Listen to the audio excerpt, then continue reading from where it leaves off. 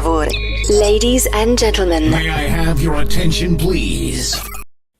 Chers téléspectateurs de la chaîne Espoir TV, bonjour et bienvenue dans votre émission Parcours étudiant. Aujourd'hui, comme nous le faisons toujours, nous avons l'honneur de recevoir un grand monsieur, monsieur Nguirane, qui est le président de l'amicale SAT. Monsieur Nguirane, bonjour et bienvenue dans votre chaîne Espoir TV.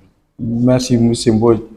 Tout d'abord, j'aimerais remercier l'Espoir TV pour l'honneur que vous m'avez fait et la considération aussi. Je pense que ça, c'est un honneur pour l'UFR-SAT, c'est un honneur pour moi-même et je vous en remercie.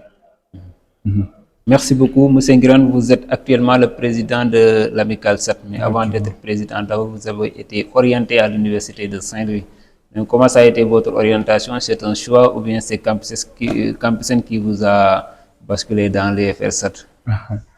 Oui, je pense que cette question-là, elle est pertinente parce que beaucoup d'entre nous ont eu à traverser ces moments, ces débuts qui sont parfois difficiles et qu'on gagne beaucoup d'expérience. J'ai été orienté par Campusen. C'est pas un choix que j'avais fait. Je savais même pas que j'avais choisi mathématiques appliquées et sciences sociales. Parce que moi, ce que j'ai rêvé, c'est de rester à Thiès, près de mes parents, afin de pouvoir étudier et revenir à la maison. Et mon troisième choix, je ne dirais pas malheureusement actuellement, mais mon troisième choix, c'était mathématiques appliquées et sciences sociales de l'UGB. Et on m'a orienté ici. Au début, j'avais pas de connaissances là-dessus, j'avais pas de connaissances à Saint-Louis. J'avais même pas d'anciens au niveau du campus. Et c'était très compliqué. Mais par la suite, avec nos recherches, on a eu à se projeter sur ça, faire des demandes, envoyer des messages, appeler quelques proches, jusqu'à trouver des connaissances à l'UGB. C'est ce qui nous a amenés ici. D'accord. Et comment ça a été l'intégration? Donc, une fois venu, alors que vous n'avez pas beaucoup de connaissances au sein du campus, donc comment ça a été donc, pour pouvoir s'intégrer au sein du campus? Oui, c'était très compliqué. Hein. Ouais. C'était, pour dire vrai, c'était très compliqué, même si je dirais pas l'intégration sociale. Mais l'intégration pédagogique, c'était très compliqué. Et il y avait mon grand frère qui était ici, c'est un cousin. Il était parti juste l'année où je venais. Et il y a un ancien qui je remercie de passage, Landik Badji. Il est de l'UFR et JP même. C'est lui qui m'a accueilli avec Bambo de l'UFR Agro. C'était des anciens sympas. C'était la première fois que je fasse connaissance avec eux. Mais ils m'ont guidé, ils m'ont expliqué la situation de l'université en tant que telle. Mais aussi les enjeux, les tentatives. C'est ça, quoi. D'une manière générale, j'ai reçu des aides venant de ces gens-là. Donc, c'est à travers l'aide que vous avez été intégré donc, et comprendre donc, la situation du campus. Et une fois donc, dans les UFR, vous avez percé pour devenir quelqu'un qui est un peu engagé. Comment vous avez cumulé les deux, engagement et parcours académique? Oui, c'est pas du tout facile, hein, mais tout a commencé lors des collèges, au lycée de Médina Fall, au CEM de Médina Fall, parce qu'on avait un cycle long là-bas. Et dès notre cinquième, on a intégré les structures à travers le gouvernement scolaire de l'école. Et là, on a su se former, on a su s'engager un peu, tout petit peu. En étant cinquième, c'était pas trop facile. On était le plus jeune même de la structure, mais on avait des idées. On essayait de travailler avec les grands, essayer de discuter avec eux. Et par là, il y a de l'expérience qu'ils haïssent, mais aussi des collaborations, mais aussi essayer de travailler toujours en parfaite synergie, mais aussi en parfaite collaboration avec les entités de l'école. C'est pourquoi quand on est là, quand on est venu, on n'avait pas ce problème d'adaptation.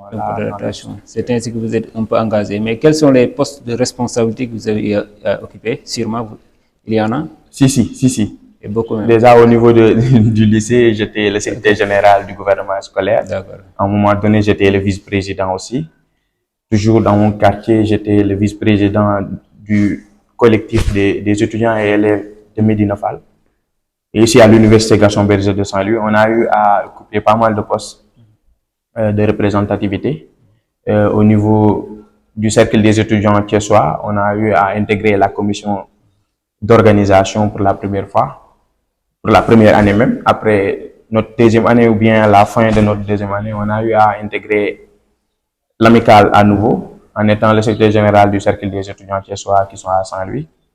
Et aussi, on était au niveau de l'amicale des étudiants de l'UFR-SAT en tant que l'adjoint du secrétaire général, je pense, après le président de la commission pédagogique de l'amicale, en même temps le président de la commission pédagogique du club mathématique de l'UGB.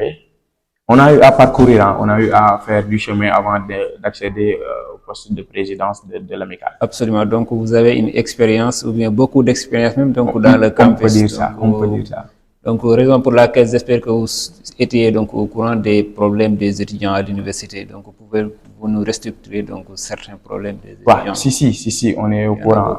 On est au courant de ces problèmes qui prévaut l'université Gaston Berger de Saint-Louis actuellement même. Depuis trop longtemps. Même. Oui, mais surtout actuellement, on est dans des moments de tension où il y a beaucoup de difficultés que les étudiants traversent en ce moment du côté de l'hébergement, du côté des bourses, du côté du campus pédagogique, même les infrastructures, il y a un manque total d'infrastructures. Donc, c'est un peu compliqué.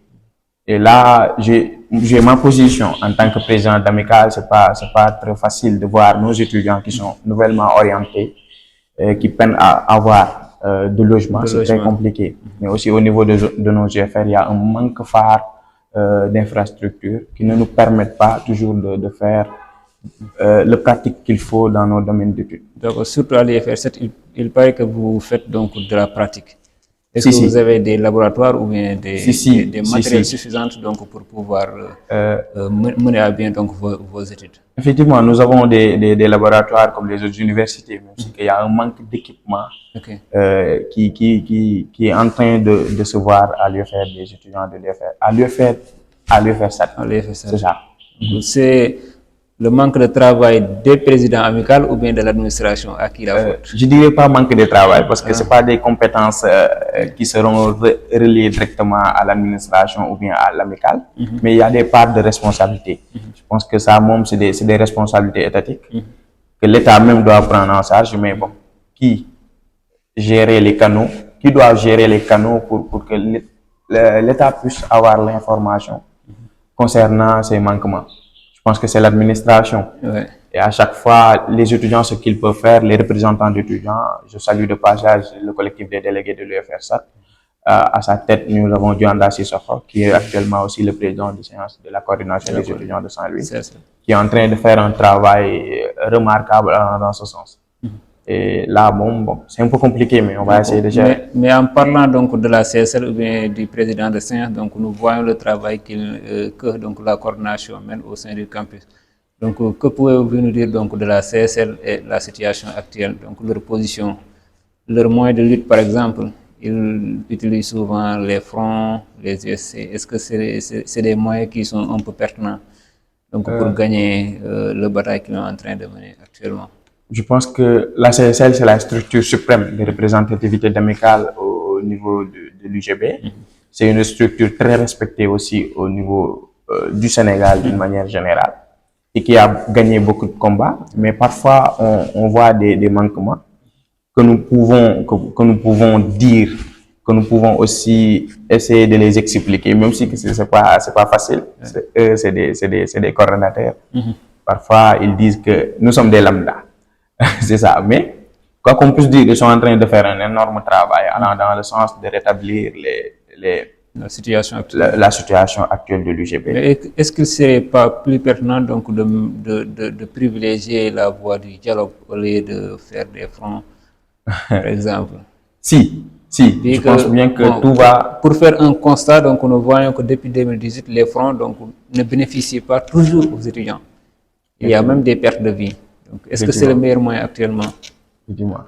Quoi qu'on puisse dire, la coordination depuis presque 2 ans, c'est fait violence, si je veux dire ainsi, sur elle-même, pour ne pas aller vers les fronts ou bien les gestes ou bien les cessations d'activités pédagogiques. Nous avons tous fait le constat.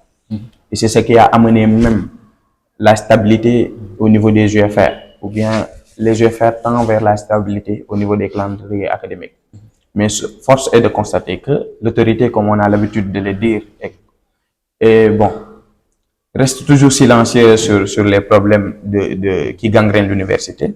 Et comme les anciens coordonnateurs le disent, c'est des tambours, il faut qu'on les batte pour qu'ils puissent résonner. Exactement. Et c'est ça, quoi. Parfois, je ne vais pas privilégier les fronts en tant que représentant d'étudiants, Mais bon, est-ce qu'on a le choix? Parce que les étudiants actuellement, la situation elle est très compliquée. Et les marches pacifiques, par exemple, pourquoi pas? Est-ce qu'elles seront autorisées? Oui, ça aussi. Mais est-ce que vous avez demandé aussi? Ça, je ne sais pas. Parce Ok. que je ne suis pas au niveau de la coordination. D'accord, ça c'est vrai. Donc, toujours dans la représentativité, comment voyez-vous donc la représentativité estudiantine dans le campus actuellement? Oui, ça c'est une question que je vais amener des réponses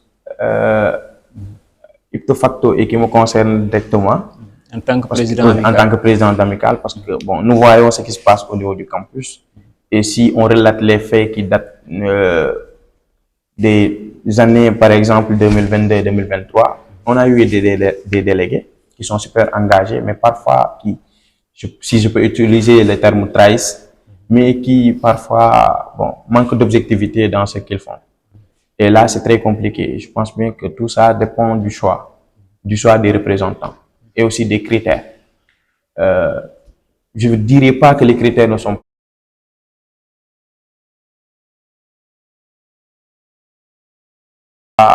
pas bons, mais surtout au niveau de la commission sociale, je pense qu'on doit revoir la manière dont on fait le choix des délégués. Des délégués de la Oui, Comso. parce que quoi qu'on puisse dire, il y a 17 villages au niveau de l'université Gaston Berger de Saint-Louis, village universitaire. Et comme vous le savez, la commission sociale, les représentants viennent des villages universitaires. Et pourquoi pas ne pas changer la chose? Chaque village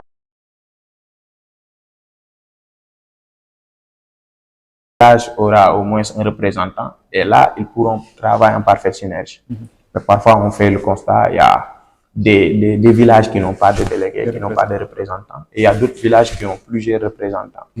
Et là, c'est très compliqué. Et aussi, il y a d'autres problèmes, c'est-à-dire, je dirais pas l'intégration au niveau de la CSL, mais on doit revoir ça, l'intégration au niveau de la coordination. D'accord. On doit revoir ça. Comment les représentants au niveau de la coordination donc, se choisissent? Bon, C'est pas déjà, c'est les délégués du cycle, les délégués de la licence de chaque UFR et du master de chaque UFR. D'accord, d'accord. C'est eux qui intègrent directement La CSL. la CSL. Mais la manière dont on fasse ça, ou bien on fait ça, je pense que niveau.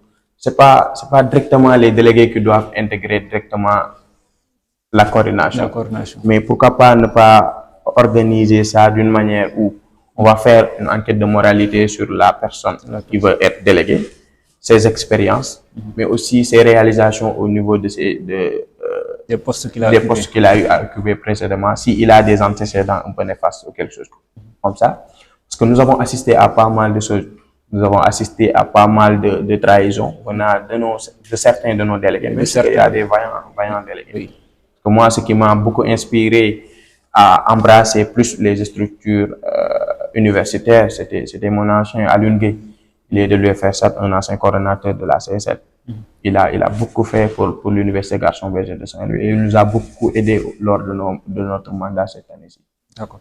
En parlant de la CSL ou de la commission sociale, donc nous voyons que eux, ils jouent donc le rôle d'intermédiaire entre les étudiants et l'administration. Mais aussi, par exemple, ils font des dépenses qui, donc je dirais, un peu inutiles parce que chaque année, la commission sociale organise, par exemple, des programmes où il peut dépenser environ des millions. Donc, alors qu'il y a des problèmes d'étudiants qui restent, par exemple, les allées qui n'ont pas été construites, problème de l'eau, problème de l'assainissement au sein du campus.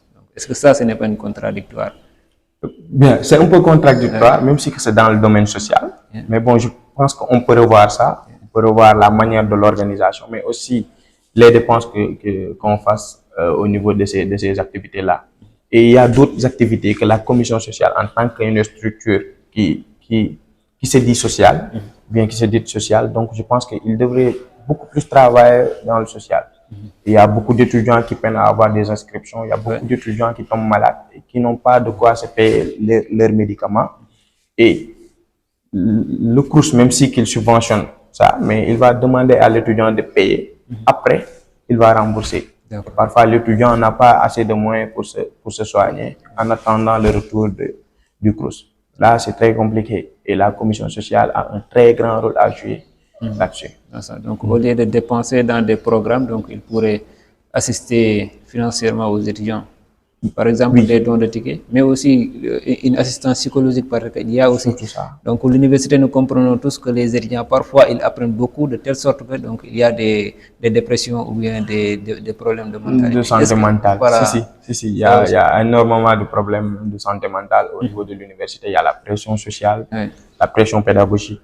C'est très compliqué. Et même familial aussi. Oui, c'est dans le domaine social. D'accord. Et parfois, bon, on voit qu'ils travaillent allant dans ce sens, essayer d'appeler des structures qui travaillent dans ça. Je pense bien que le suivi doit y être.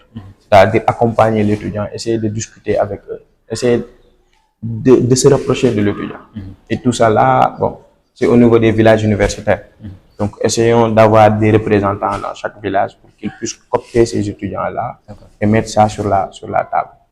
Voilà, concernant la problématique des logements, quelles sont les solutions que vous pouvez donc proposer aux autorités donc, pour rétablir donc, la situation des logements au campus?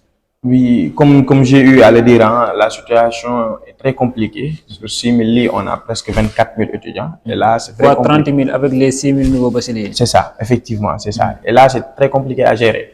Moi, je pense que l'État doit s'ouvrir ses portes, allant dans le sens de trouver des partenariats privés. Okay. Essayer de trouver des partenariats privés qui vont faire des constructions au niveau des différentes universités. Et là, on va payer ça sur une longue durée. Chaque année, on va payer une partie de la somme. C'est nous, étudiants, qui vont payer ça à travers les paiements mensuels. Et là, on va essayer de travailler allant dans ce sens, de payer par tranche jusqu'à l'obtention de ces bâtiments-là. Et là, le tour sera joué. Mais l'État ne peut pas prendre tout ça en charge.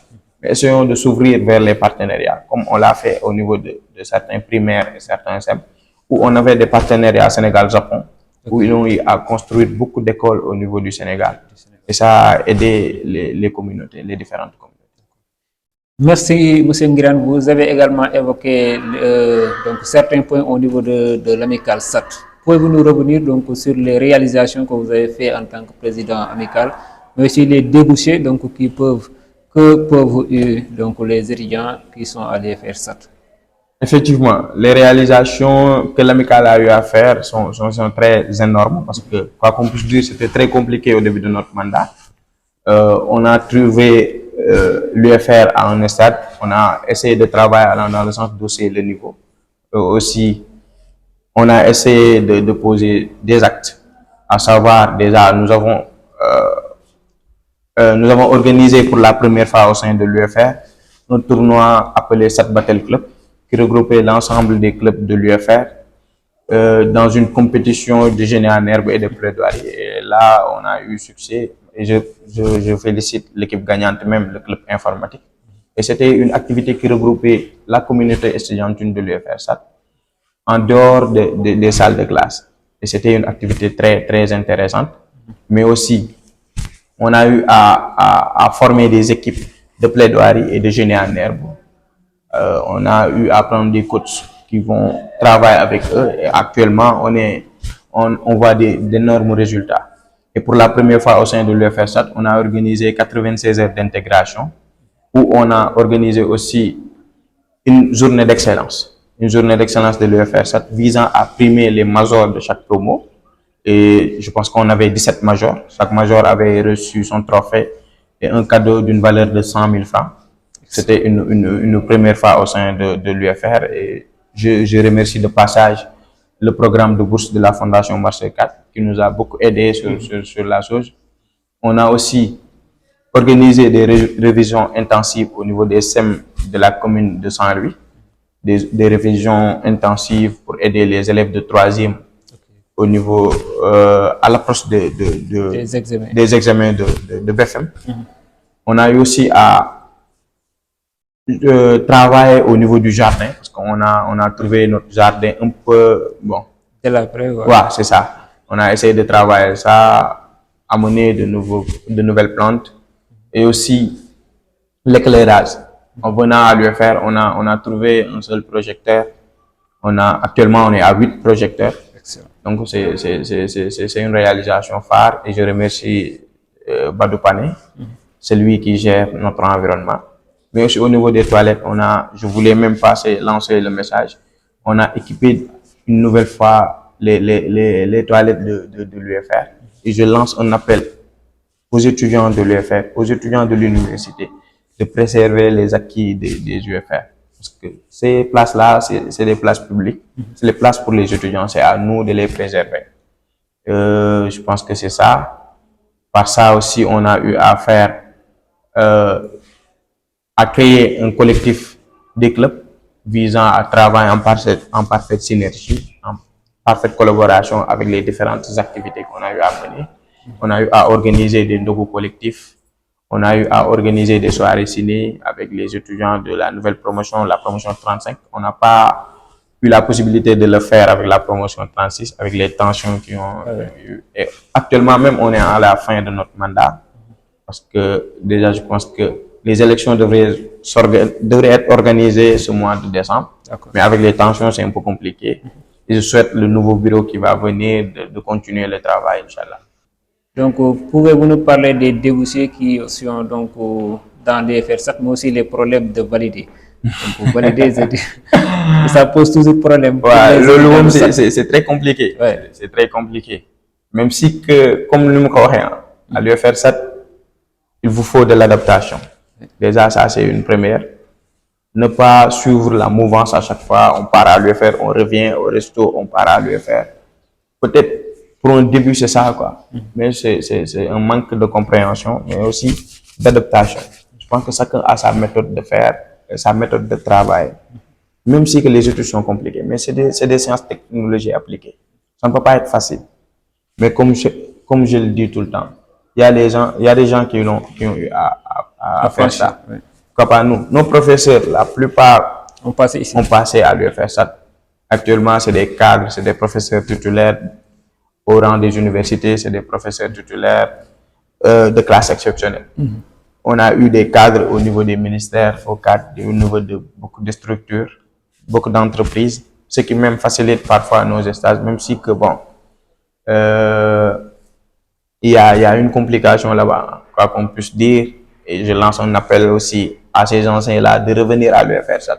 Créer un réseau d'alumni allant dans le sens de regrouper l'ensemble des anciens de l'UFR pour faciliter à nos étudiants fraîchement sortis, fraîchement diplômés, d'obtenir des stages, bien même des opportunités de travail. Okay. Parce que à l'UFR, on a pas mal de disciplines. Hein.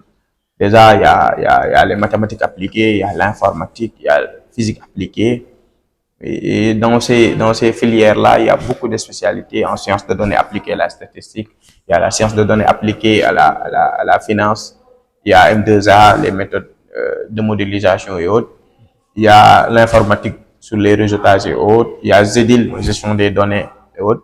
Physique, on a océan, on a chimie de l'eau.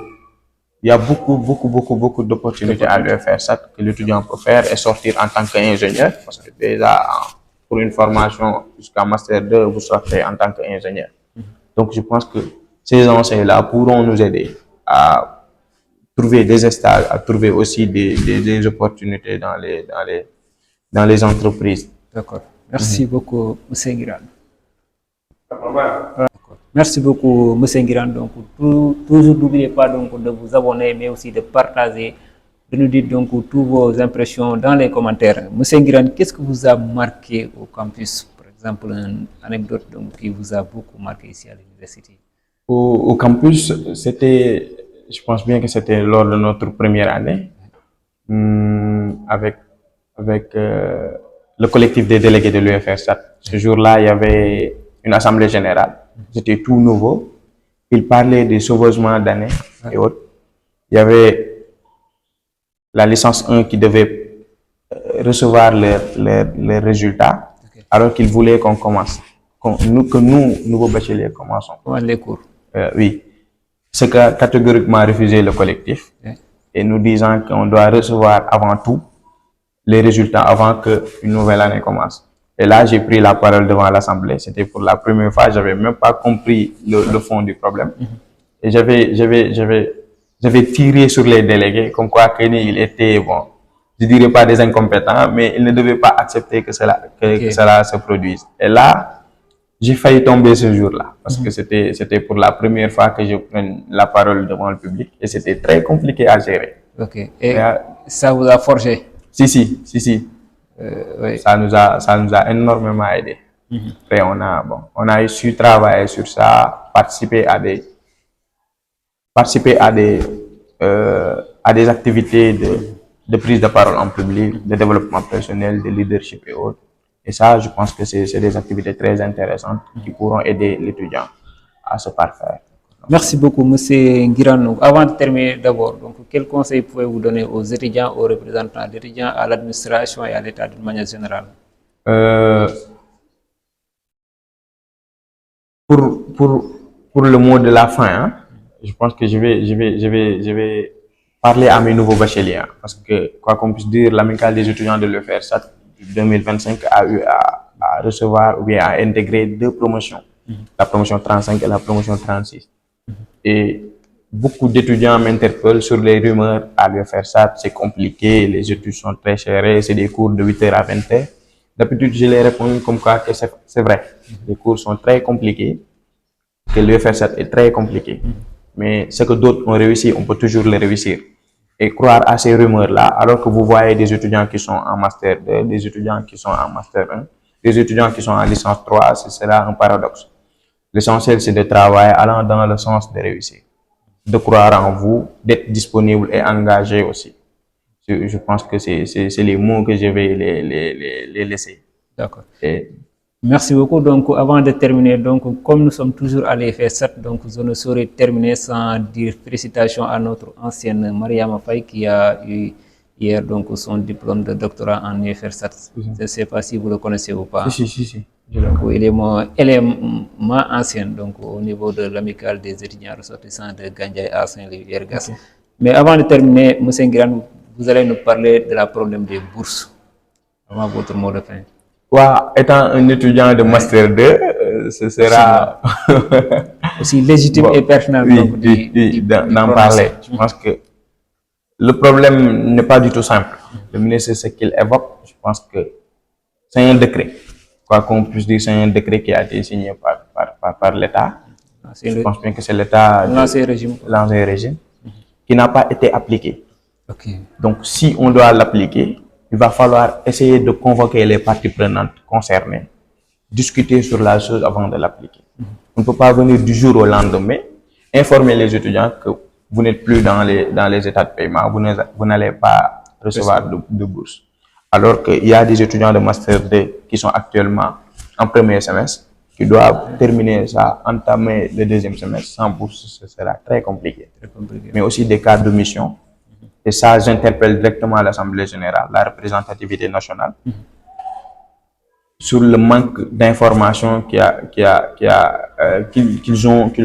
ont montré lors de la rencontre avec le Premier ministre à l'Assemblée nationale. Parce que le ministre ne peut pas se tenir devant eux, nous disant qu'il n'y a pas de cas de retard, alors qu'il y a des étudiants qui, depuis 13 mois, n'ont pas reçu de bourse. Ils les doivent 515 000, je pense. Et il a dit qu'il va les payer les 115 000 ce mois-ci. Et au mois de février, il va les donner les 400 000 restants. Et revenir à l'Assemblée nationale pour nous dire qu'il n'y a pas de cas de retard. Ça, c'est des contre-vérités. Ouais. Quoi qu'on puisse dire. Donc, j'invite l'Assemblée nationale d'une manière générale à s'informer de la situation du peuple d'une manière générale. D'accord. Merci beaucoup, M. Ngirane. Et votre mot de fin avant qu'on puisse lever l'émission? Mes mots de fin seront de vous remercier, vous, pour la considération et demander aux internautes d'abonner et de liker les vidéos de la chaîne Espoir TV, qui est en train de faire un énorme travail allant dans le sens de motiver les étudiants, mais aussi de montrer l'engagement étudiant au sein de l'Université Gaston Berger de Saint-Louis. Mais aussi remercier l'ensemble des membres de mon bureau actuel qui ont fait un énorme travail allant dans le sens de relever les défis de l'UFR. Merci beaucoup, M. Ngirane, donc, pour cette brillante parcours et les informations très intéressantes qu'on a eu à recevoir. Merci à toutes et à tous, chers téléspectateurs. N'oubliez juste pas donc, de vous abonner, de partager, mais aussi de liker les vidéos de Espoir TV. Donc, à la prochaine. Merci à toutes et à tous.